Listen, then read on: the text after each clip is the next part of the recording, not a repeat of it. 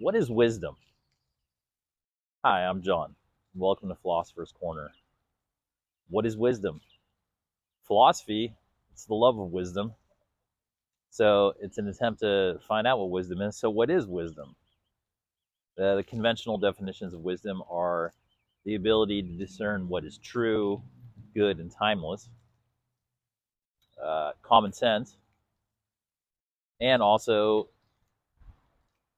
the sum of all the learning and knowledge that's come before and access to it,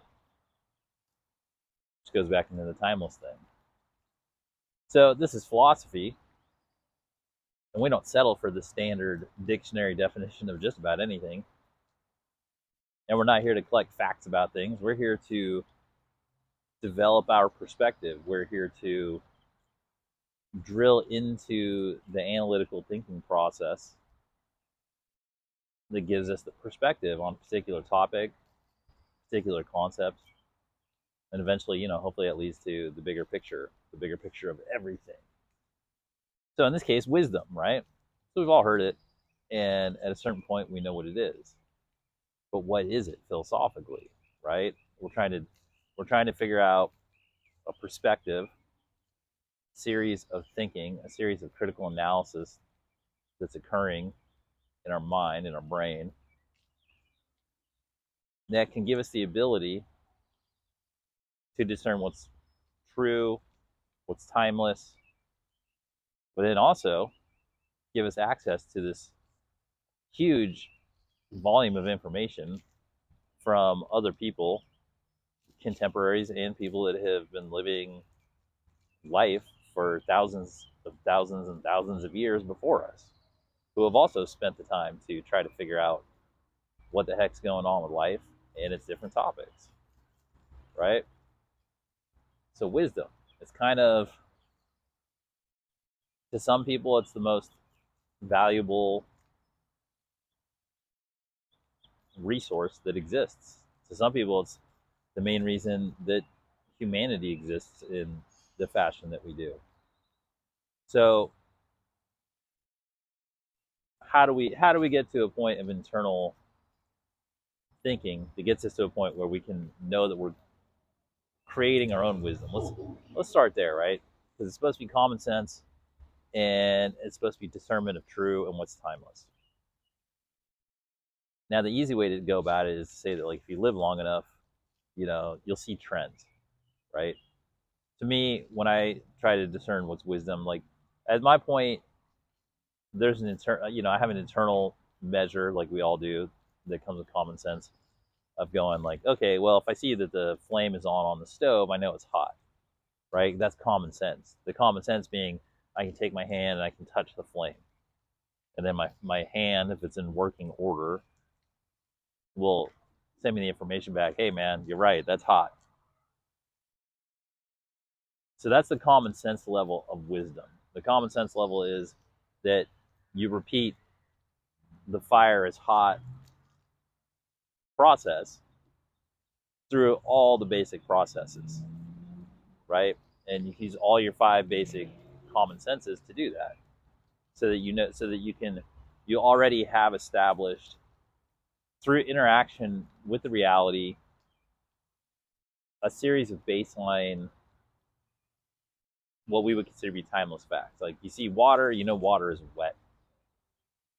You breathe in air, it goes in your lungs. You know that the air is breathable, right? You know that fire is hot.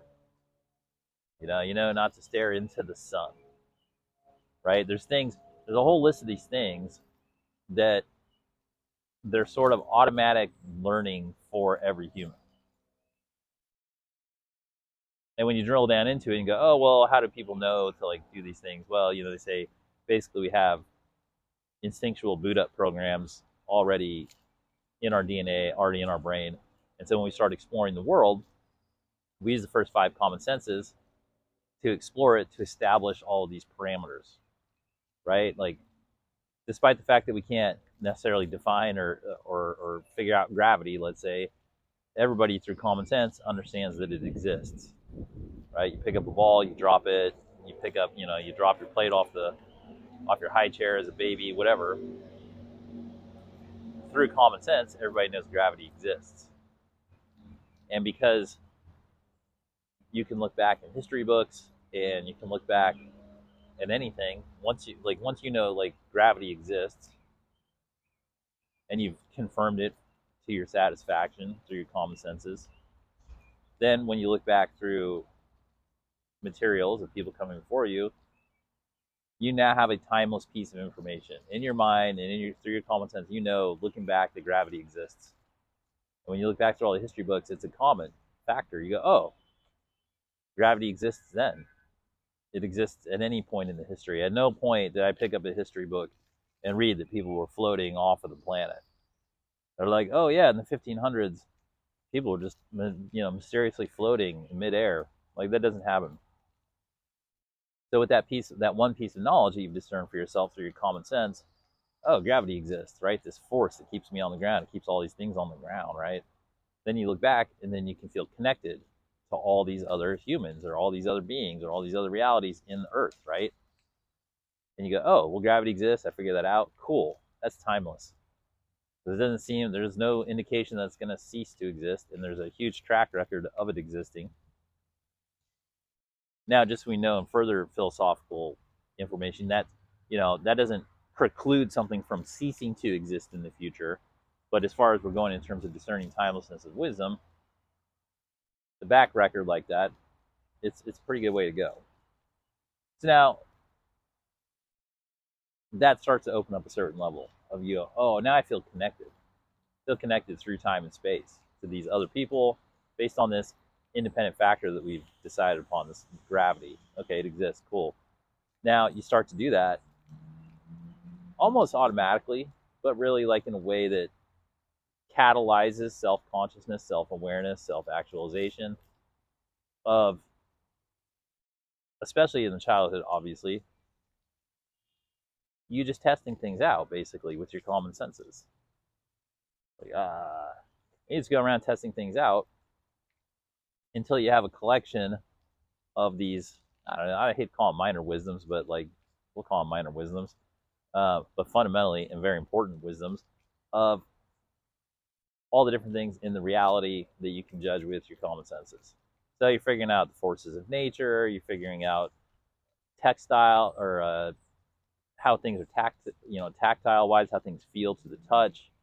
Oh, that's a rug, that's a brick, that's water, whatever, solids, matters, gases, gravity, wind.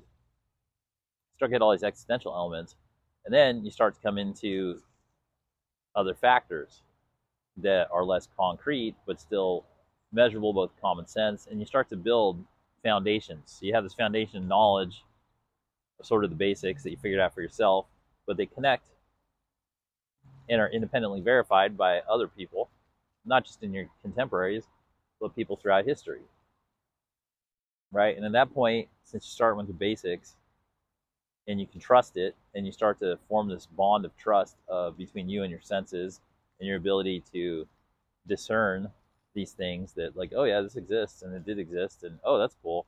It starts to bond you into the experience and with other people.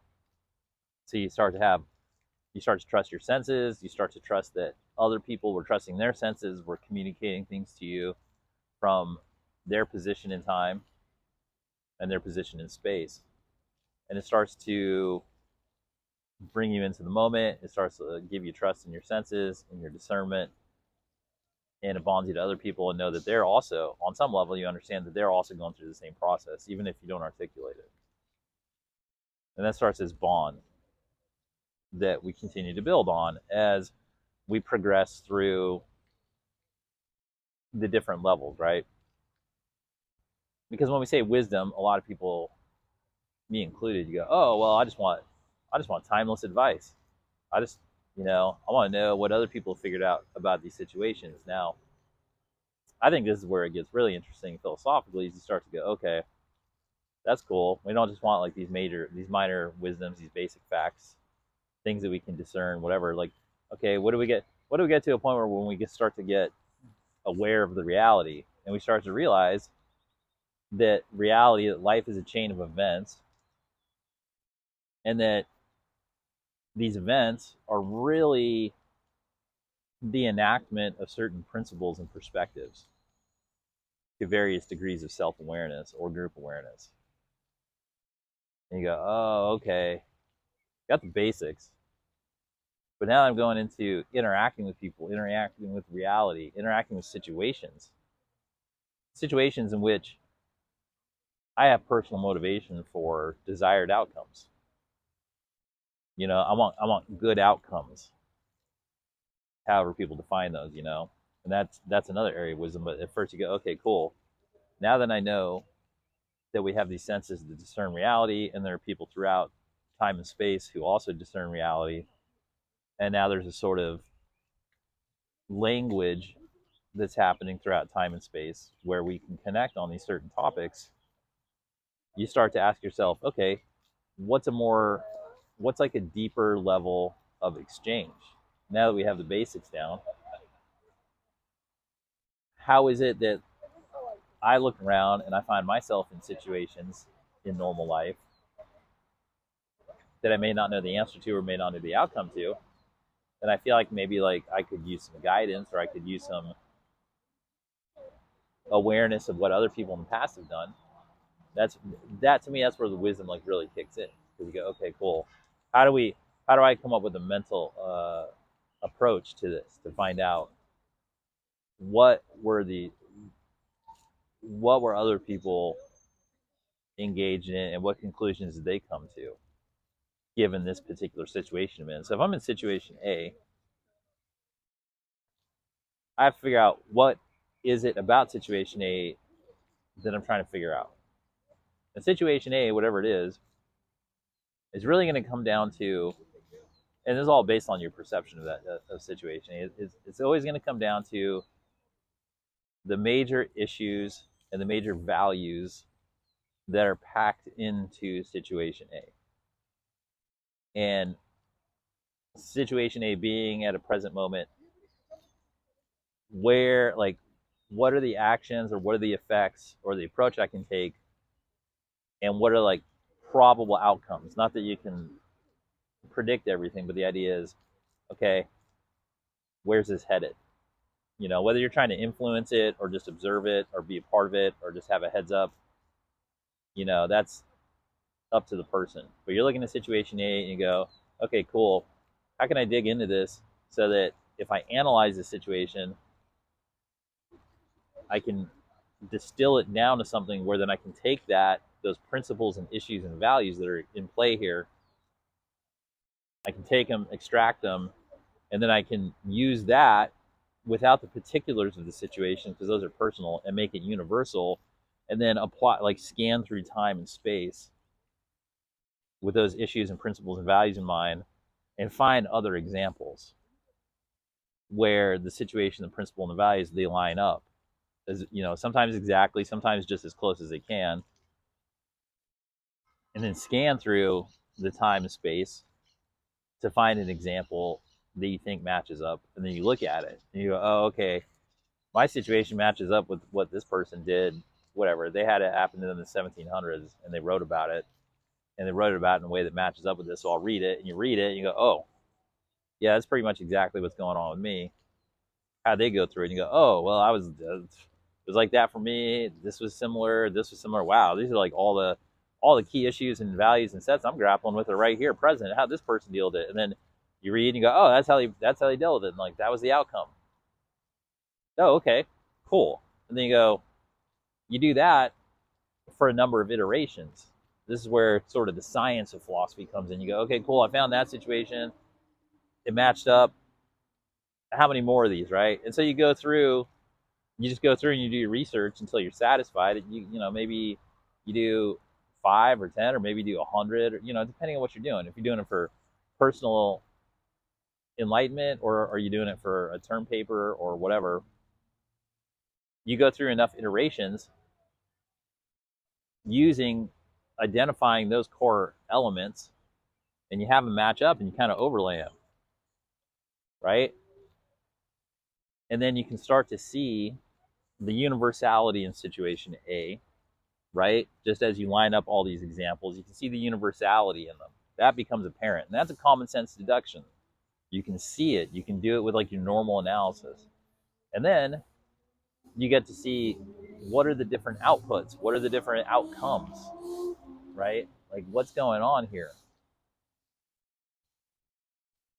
And then you can generally see a sort of common flow coming out of them. All the factors relatively being the same. There's always going to be anomalies. There's always going to be things that ride the spectrum. But when you go back to situation A, you can probably find correlations between the anomalies and the differences in that situation A with your particular situation A, right? But when you get a pretty good, consistent, correlating outcome of those principles from situation with the actions and the people that are interacting with that corresponds to your situation, and you have a high degree of correlation, that's when you can kind of go, okay, I kind of see the I can kind of see the universal principles in play here. They're not personal, and I can kind of see the universal outcomes given the different inputs. You get an input and you get an output. Now I say input, output, and I make it sound simple, but the input can be very highly sophisticated. It could be a variation of mental inputs, emotional inputs, resources, proposals, all kinds of things. But input A, and then you get output B, and you get the general trend of it. And when you do it enough to satisfactory level, you go, okay, well, that's in situation A. If this happens and that goes, then that's the wisdom of it. That's kind of like the guiding principle of it. That's the path. And you can apply that in nearly any situation. Where you go, okay, I find myself in a situation because we're in life. This is not in a vacuum. That's the point of life, is to come out of the void and get into the laboratory right here. So we're not in a void. So we're in the laboratory. And when you can discern the principles, values, and issues at play, and you go, okay, cool, for sure somebody's been in this situation, whether it's a very personal person-to-person relationship type thing, which there's all kinds of literature about that, all the way up to, I find myself, I'm the emperor, and I need to know how to rule. It's like, oh, that's what Marcus Aurelius comes into. He's got all the situations for that handled, right? So everything from the bottom to the top, somebody in the human condition has written about it. And we happen to be in a spectacular information age where we have access to just about any relevant thought or publication or treaty or anything or any mode of thinking that's basically ever been done. For the first time in human history, it's been set out to the population essentially for free. Whereas even like 100, 150 years ago, and even less, maybe, like 100 years ago, that was the true currency of universities and colleges, was they had information repositories that no one had access to. And really, wisdom is the main thing that people want. Because even if you go in there for science, even if you go in there for math, and you're looking for specific things, really, in an overall classification of the search for intelligent information or applicable information, you're really saying that I'm looking for wisdom. Even if that wisdom comes out in a really clean math equation or a math proof or a medical finding or whatever, you can really, I think technically as a philosopher, say, well, you're really just looking for the wisdom. You're really looking for the timeless answer. Even if that timeless answer is E equals MC squared, and it doesn't sound like wisdom, you're like, well, wisdom should be more of a talkie on the porch kind of thing, like some homespun stuff. Like, no, like it covers all timeless answers, right? And sometimes you can't look a gift horse in the mouth. Don't look a gift wisdom in the mouth. If it shows up as a clean cut math equation, dude, thank God, that's great wisdom. Like, there you go. It's all packaged up nice and neat for you. But I do think in the long run that is what we're seeking when we seek wisdom. Now, wisdom, obviously, it's the distillation of the path, really, for all different aspects of life. It can be spiritual, it can be scientific, it can be financial, it can be whatever, just day-to-day interaction. But when you find a way to discern it, to discern what the actual principles and values are at play, and you can see correlations between acting in certain capacities versus acting in other capacities in those situations, and that certain outcomes are like to a high corollary degree going to happen in one way or the other depending on the inputs, and you get comfortable with that, and you get comfortable with the fact that everything is subject to that type of analysis, and that everyone throughout history to some degree has done that and deposited their findings in their appropriate fields throughout history, and that we have access to them, well, then I think we've reached a good spot, you know. So wisdom, you know, it's maybe the truest gold in the human experience because it gives us a path through life that makes some kind of sense, and it connects us to people that have lived before, which gives us a connection through time and space, which is, for many deep thinkers, that provides, you know, a great amount of relief to know that we're connected to other people who were just in this experience just the same as we were, and they made a proactive effort to try to discern what it means or how to navigate through it, and they put down their notes on it, and they're helpful, and they will save us a lot of time. And in the long run, wisdom is what we need to build ourselves. We need to be able to build our foundations, and then sort of like if they were foundations of ourselves with like bricks, and then the wisdom's kind of like the cement. Like the bricks are the scenes or the situations or the experiences we have, and each brick gets put in there, and each brick, and we know when we go back to the brick, we know what's in that brick. Like, oh, that was a hard earned brick, right? Brick, brick, brick. And then the wisdom is like the cement that we put in there to bind the bricks, and then we build this structure that is ourselves once we know what the wisdom is. Because otherwise we just have a pile of bricks, which is fine. I like a pile of bricks as much as the next guy, but it's really nice to have a pile of bricks that will give them the wisdom, given the life connection, the universality, like the glue of the universe, to make a structure out of it and to build a whole self. And so, you know, that's how I see the utility of wisdom. Not only does it help us get through situations and understand them and find levels of enjoyment and insight and unlock meanings of life and unlock life path journeys and give us an ability to navigate things and create some kind of proper order out of the chaos, for ourselves at least, in a peaceable manner. But then it allows us to build ourselves and to trust ourselves and to be able to move forward in the path of evolution. Wisdom is a key. It's an absolute necessary fuel for evolution and self-awareness and all these higher aspects of self and the human experience. So what is wisdom? It's important, timeless knowledge that we can all figure out for ourselves, and it helps connect us to everyone and everything throughout all times. Well, thanks for spending some time with me here at Philosopher's Corner. It's always great to have you. I hope you have a great day, and armed with your knowledge of wisdom, I don't see how you couldn't. Have a great one.